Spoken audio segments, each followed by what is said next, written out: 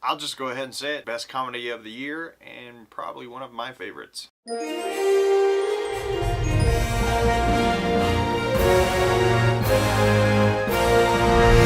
The Big Sick, starring Kumail Nanjiani, Zoe Kazan, Hunter and Ray Romano. Written by Emily V. Gordon and Kumail Nanjiani, and directed by Michael Showalter. The Big Sick is a true story rom-com about the beginning of Kumail and Emily V. Gordon's relationship together. And they are a married couple now. They are together.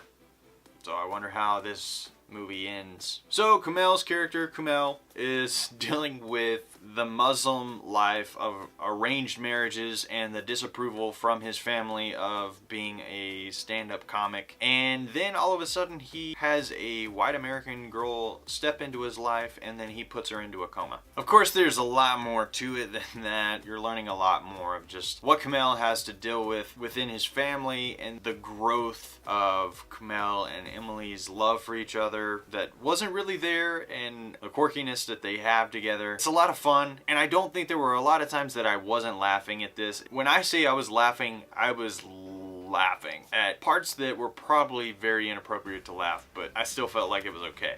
In the second act, we meet Emily's parents, played by Hunter and Ray Romano, and they are absolutely fantastic in this movie. And you wouldn't think that Hunter and Ray Romano would be good together as a couple, but they make it work. They are both fantastic, and they bring a lot to the table. And I mean, it was at this moment that you feel like a fly on the wall, and it's uncomfortably funny, and you don't know whether it's okay to laugh at it, but you do kind of know it's okay to laugh at it, at the situation, because it is a very sensitive subject, and I don't know, this movie was just very cleverly done. But saying all of that, and I really do mean that there are a lot of good moments in this, once we get into the third act, that's where I kind of cringed a little. And it's hard to make a call like this when someone has actually lived it and then they're reliving it on screen. A part of me, as someone who has had a lot of acting training and seeing people deal with situations similar to this, he seemed like he was facing a block and he didn't want to fully relive that moment. I think as a filmmaker, a storyteller, and definitely an actor, you have to be willing to go there if you're going to tell that story. And that's what's difficult about it. I don't know what he was feeling, but there were things about this story. I was watching interviews with Emily and Kumail, and they were saying that they doctored some things.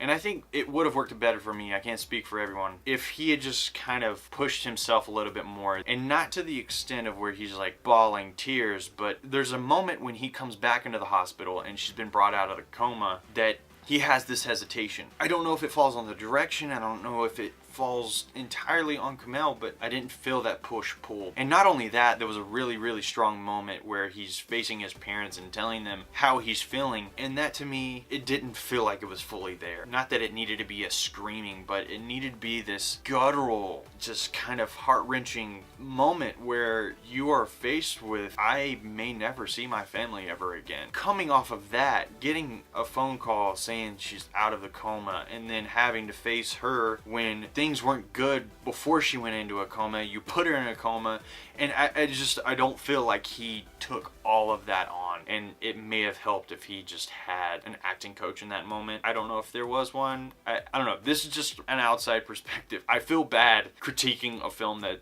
is about people who really lived it and then recreated it. I just feel awkward.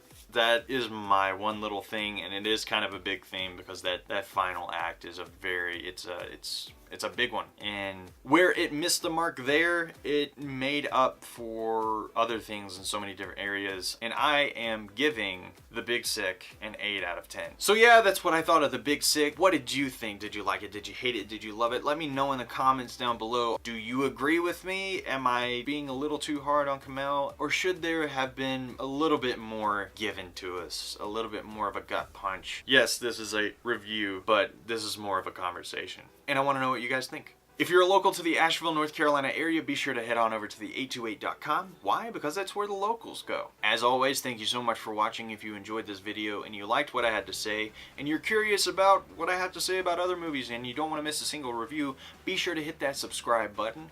And if you want to see my last review, which was for War for the Planet of the Apes, you can click right there. you guys have a fantastic day.